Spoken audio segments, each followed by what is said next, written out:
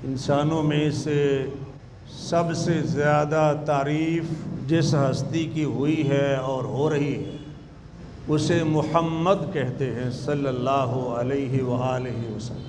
آپ ابھی دنیا میں آئے نہیں تھے اور آپ کی شہرت دنیا کے اندر موجود تھی۔ یہ تو آپ سب نے سنا ہوگا کہ اللہ تعالیٰ نے نبیوں سے ایک عہد لیا تھا، سورہ آل عمران میں ہے وَإِذْ أَخَذَ اللَّهُ مِيثَاقَ النَّبِيِّينَ لَمَا آتَيْتُكُم مِّن كِتَابٍ وَحِكْمَةٍ ثُمَّ جَاءَكُمْ رَسُولٌ کہ اللہ نے نبیوں سے وعدہ لیا اور فرمایا جب میں تمہیں کتاب و حکمت دے دوں پھر تمہارے پاس ایک رسول آ جائے۔ رسول کامن نون ہے اور اسم نکرہ کبھی عظمت کو بیان کرنے کے لیے بھی ہوتا ہے، آسان لفظوں میں کہ ایک عظیم رسول آ جائے۔ رسول لَتُؤْمِنُنَّ بِهِ وَلَتَنْصُرُنَّ تو تم نے ضرور اس پر ایمان لانا ہے اور تم نے ضرور اس کی مدد کرنی ہے۔ قَالَ أَأَقْرَرْتُمْ وَأَخَذْتُمْ عَلَى ذَلِكُمْ إِصْرِي قَالُوا أَقْرَرْنَا قَالَ فَاشْهَدُوا وَأَنَا مَعَكُمْ مِنَ الشَّاهِدِينَ تو فرمایا کہ کیا تم اقرار کرتے ہو اور اس پر میرا بھاری عہد بھی لیتے ہو؟ ان سب نے کہا کہ ہم نے اقرار کر لیا۔ فرمایا گواہ ہو جاؤ اور میں بھی تمہارے ساتھ گواہوں میں سے ہوں۔ ایک بات اور میں یہاں عرض کر دوں کہ ہمارے عوامی واعظین یہ کہتے ہیں کہ اللہ نے عالم ارواح میں یہ وعدہ لیا تھا، حالانکہ اس کا ثبوت کوئی نہیں۔ یہ بھی اگر ہو سکتا ہے میری تقریر سننے کے بعد بھی کئیوں سے آپ سنیں تو یہی سنا رہے ہوں گے آپ۔ خطبات بھی چھپے ہوئے ہیں ان میں یہی لکھا ہوا ہے، تقریریں بھی دستیاب ان میں یہی کہتے ہیں خطبہ، حالانکہ کہیں بھی نہیں لکھا ہوا کہ یہ وعدہ اللہ نے عالم ارواح میں لیا تھا، کہیں بھی نہیں لکھا ہوا کہ یہ وعدہ اللہ نے عالم ارواح میں لیا تھا۔ ہاں یہ قرآن میں لکھا ہوا ہے کہ اللہ نے نبیوں سے عہد لیا تھا، جیسے بھی لیا ہو، جب اس نے نہیں بتایا تو ہمیں اس میں پڑھنے کی ضرورت نہیں ہے۔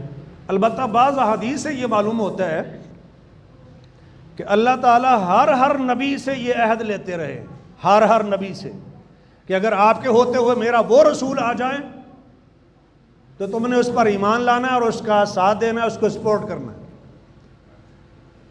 اور حضرت علی اور حضرت ابن عباس بیان فرماتے ہیں کہ اللہ نے نبیوں سے یہ عہد لیا اور ساتھ یہ فرمایا کہ اگر تمہارے ہوتے ہوئے وہ نہ آئے تو تم نے اپنی اپنی امتوں کو کہنا ہے کہ اگر تمہارے ہوتے ہوئے وہ آ جائے تو تم نے وہ کام کرنا ہے جس کا اللہ نے ہمیں کہا ہے، لَتُؤْمِنُنَّ بِهِ وَلَتَنْصُرُنَّ۔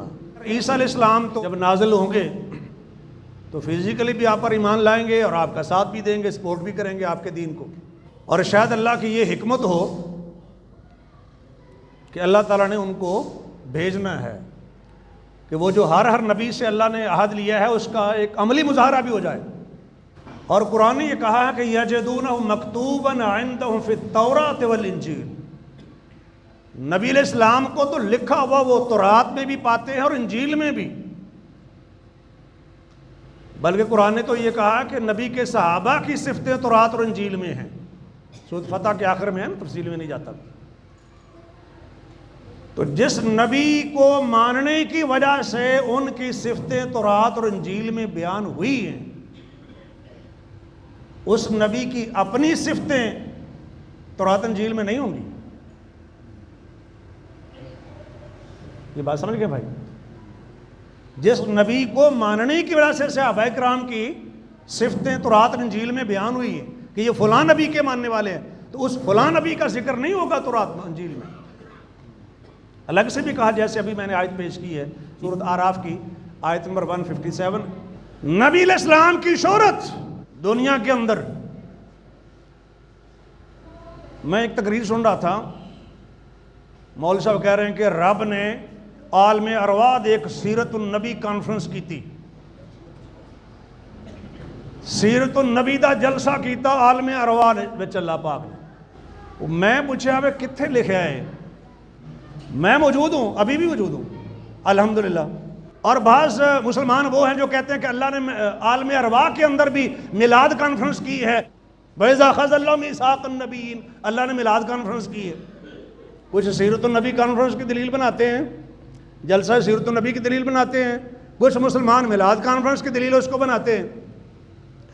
لیکن میں ان سب سے عرض کر رہا ہوں اس کی کیا دلیل ہے؟ کوئی بھی نہیں۔ بھائی علماء سے پوچھ لے، میں تو طالب علم ہوں، میں نے جو پڑھا وہی بتا سکتا ہوں، اپنے علم سے زیادہ تو کچھ بھی آپ سے نہیں میں کہہ سکتا، لیکن علماء سے پوچھ لے، میں نے تو پوچھا ہے، کوئی دلیل نہیں۔ وَإِذْ أَخَذَ اللَّهُ مِيثَاقَ النَّبِيِّينَ، بلکہ میں عرض کروں کہ فردن ہر نبی سے اللہ نے جو عہد لیے ہے، ہر ایک نبی سے، جو بھی نبی مبعوث اللہ نے کیا، اس میں زیادہ شہرت بنتی، ہر زمانہ اس میں شامل ہوتا ہے کہ ہر زمانے میں ہر نبی کو مبعوث کرتے ہوئے اللہ یہ فرماتے رہے ہوں گے۔ یہ میں تفسیر کر رہا ہوں وہ جو حضرت ابن عباس نے کی ہے اور حضرت علی نے کی ہے۔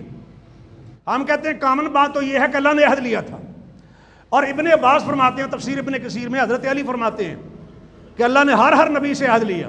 تو صحابہ کرام جب ایک بات کہتے ہیں جو اجتہاد سے معلوم نہ ہو سکتی ہو، رائے اور قیاس سے معلوم نہ ہو سکتی ہو، وہی سے معلوم ہوتی ہو، اگر کوئی صحابی ایسی بات کرے تو وہ بات اللہ کے رسول کی ہوتی ہے۔